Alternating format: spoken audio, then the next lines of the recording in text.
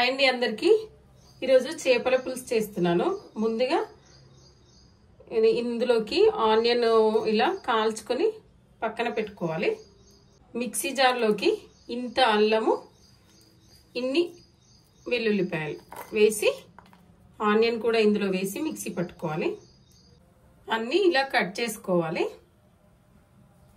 ఇప్పుడు జీలకర్ర మెంతులు ఫ్రెష్ గా వేయించుకుంటేనే బాగుంటుంది।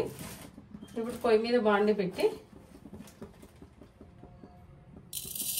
కేజీ ఫిష్ కి సరిపడా వేసుకోవాలి। కొంచెం జీలకర్ర మెంతుల పొడి ఎక్కువగానే ఉంటే బాగుంటుంది।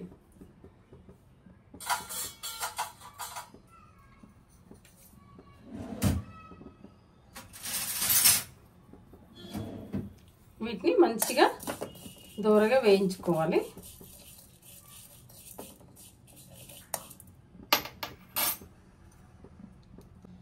ఇందులోనే ఇన్ని మెంతులు కూడా వేస్తున్నాను। ఇవన్నీ గోలని అంటే వేయించాలి, కొద్దిగా గోల్డ్ కలర్ వచ్చేంత వరకు కలుపుకోవాలి, ఫ్రై చేసుకోవాలి। అప్పుడే చేదు లేకుండా ఉంటుంది మెంతులు। ఇందులోనే 6-7 లవంగాలు కూడా వేస్తున్నాను। ఇలా వేయించుకొని అన్ని మిక్సీ పట్టుకుంటే టేస్ట్ బాగుంటుంది। ఇప్పుడు అంతా వేగిపోయినాయి। ఇప్పుడు మనం ఆనియన్ కట్ చేసి పెట్టుకున్న మిక్సీ జార్లోకి ఇవి కూడా వేసి మిక్సీ పట్టుకోవాలి। ఇదే బాండిలో కొన్ని గసాలు వేసి వేయించుకుంటున్నాను। చేపల పులుసులో గసాలు వేస్తే చాలా అద్భుతంగా ఉంటుంది। ఈ రోజుల్లో వేయట్లేదు కానీ వెనకటి కాలంలో అమ్మమ్మల కాలంలో అయితే ఖచ్చితంగా చేపల పులుసు ఉంది అంటే గసాలు నూరి రోట్లో నూరి వేసేవాళ్ళు। ఇలా కొద్దిగా వేయించుకొని ఇదే మిక్సీ జార్లోకి తీసుకొని మిక్సీ పట్టుకోవాలి। గసాలు వేసి చేయండి ఒకసారి, చాలా టేస్టీగా ఉంటుంది। ఇదంతా మిక్సీ పట్టి పక్కన పెట్టుకోవాలి।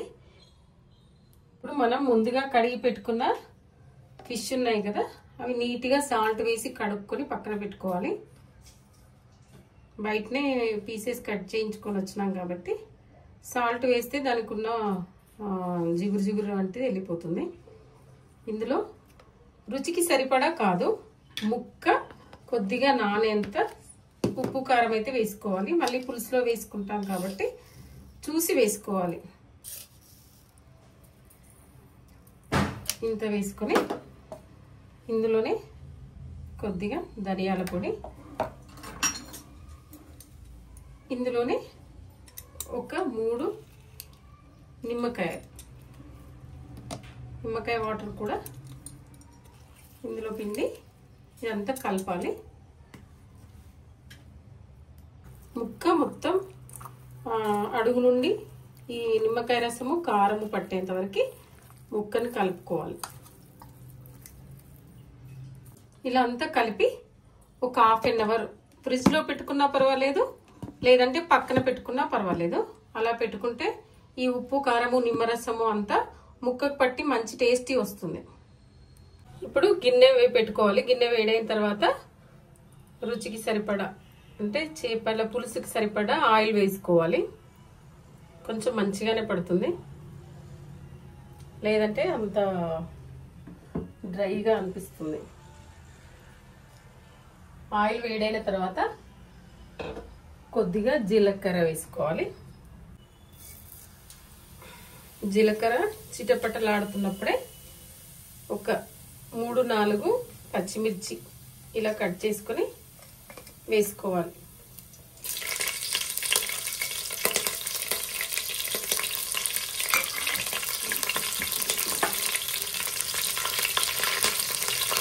ఇప్పుడు ఇందులోనే మనం ముందుగా మిక్సీ పట్టి పెట్టుకున్న ఆనియన్, అల్లం వెల్లుల్లి, జీలకర్ర మెంతులు, గట్టగట్టాలు ఇవన్నీ మిక్సీ పట్టుకున్నాం కదా, ఈ పేస్టులు కూడా ఇందులో వేసి మంచిగా ఫ్రై చేసుకోవాలి।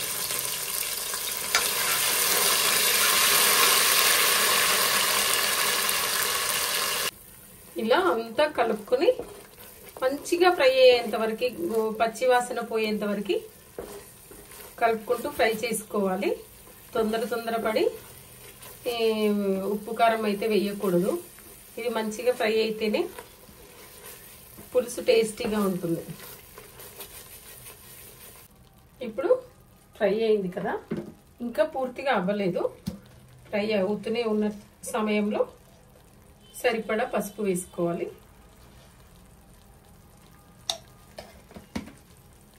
ఇది కూడా అంతా కలుపుకోవాలి. ఫిష్ కర్రీ ఒకసారి ఇలా ట్రై చేయండి, చాలా బాగుంటుంది. అంటే ఈజీగా, అసలు ఫిష్ కర్రీ చేయడము చాలా ఈజీ అండి. పెద్ద ప్రాసెస్ ఏమీ ఉండదు. బట్ భయం అయితే ఎక్కువ ఉంటుంది, ఇలా వస్తుందో అని. ఇలా చేస్తే మాత్రం చాలా రుచిగా ఉంటుంది, ఈజీగా చేసుకోవచ్చు. ఇప్పుడు అంతా ఫ్రై అయిపోయింది. మనం ఆల్రెడీ ఫిష్లో వేసుకున్నాము. అది చూసుకొని మనం తినే టేస్ట్ని బట్టి ఉప్పు కారం అయితే వేసుకోవాలి. అందులో గరం మసాలా కూడా వేసాం కాబట్టి చూసి వేసుకోండి. కొలతలు అని ఏం చెప్పడానికి రాదు, అందాజని బట్టే వేస్తే రుచి అదే తెలుస్తుంది. ఏదైనా 1-2 సార్లు ట్రై చేస్తే థర్డ్ టైం తెలిసిపోతుంది కదా. ఒకసారి ఎక్కువ ఒకసారి తక్కువ అయితే థర్డ్ టైం ఇంత వెయ్యాలి అనేది అర్థమవుతుంది. కొలతలని చెప్తారు. అసలు కొంతమంది కొన్ని రకాలుగా తింటారు కదా. ఒకరు కారంగా తింటారు, ఒకరు చప్పగా తింటారు, కొందరు కారం లేకుండానే తింటారు. అలా ఎవరి రుచి, నాలుక రుచి అది కదా. ఇప్పుడు అంతా ఫ్రై అయింది. ఇప్పుడు ఇందులో మనం ముందుగా వాటర్ తీసుకున్న చింతపండు రసాన్ని ఇందులో పోయాలి.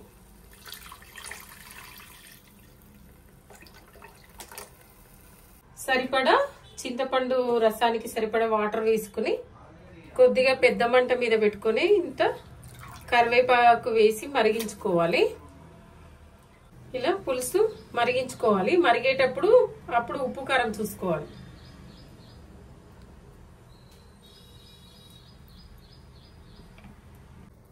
ఇప్పుడు పులుసు అయితే మరిగిపోయింది, తెలుస్తుంది కదా. మనం ముందుగా వేసి పెట్టుకున్న ఫిష్ ముక్కల్ని ఇందులో వేసుకోవాలి. ఇలా ఆయిల్ పైకి వచ్చిన తర్వాతనే ముక్క వేస్తే బాగుంటుంది. ఆయిల్ కూడా పులుపు లేకుండా తెలిసిపోతుంది అన్నట్టుగా. చింతపండు పులుపు వాసన రాదు, అలా టేస్టీగా ఉంటుంది. ఇలా అన్ని ముక్కలు వేసి కలుపుకోవాలి. ఇలా అన్ని వేసిన తర్వాత చేపల్లో స్పూన్ పెట్టకుండా ఇలా కలుపుకోవాలి. స్పూన్ పెడితే విరిగిపోతాయి.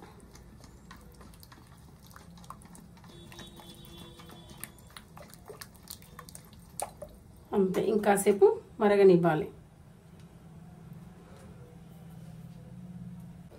చూసారా, చేప ముక్కలు ఉడికిపోయినాయి. ఆయిల్ పైనకు వచ్చింది కదా. ఇలా చేస్తే పులుపు కూడా లేకుండా చేప ముక్కకు మంచిగా పడుతుంది, టేస్ట్ కూడా బాగుంటుంది. ఈ ఫిష్ కర్రీ ఈ రోజు కంటే చల్లారిన తర్వాత నైట్ కానీ మార్నింగ్ అట్లా ఒక 8-9 అవర్స్ పక్కన పెట్టి చల్లారిన తర్వాత ఫిష్ పులుసు తింటే మాత్రం సూపర్ అదిరిపోతుందండి. ఇవి నేను చేసిన ఏమో కొర్రమట్ట చేపలు, కొర్రమీను అని కూడా అంటారు కదా, కొర్రమట్ట చేపల పులుసు. ఒకసారి ఇలా ట్రై చేయండి, చాలా టేస్టీగా ఉంటాయి. నేను చేసిన రెసిపీ మీకు నచ్చుతుంది అనుకుంటున్నాను. ఒకసారి నచ్చితే తప్పకుండా లైక్ చేయండి, షేర్ చేయండి, సబ్స్క్రైబ్ చేసుకోవడం మాత్రం మర్చిపోకండి. ఓకే అండి, మరిన్ని వీడియోస్తో మీ ముందుకు. బాయ్. ఇప్పుడు కొత్తిమీర వేసుకొని ఇంకా సర్వ్ చేసుకోవడమే. తింటే ఇప్పుడు తినాలనుకుంటే సర్వ్ చేసుకోవాలి, చల్లారిన తర్వాత తినాలనుకుంటే తర్వాత తినొచ్చు, చల్లగైన తర్వాత. ఓకేనా?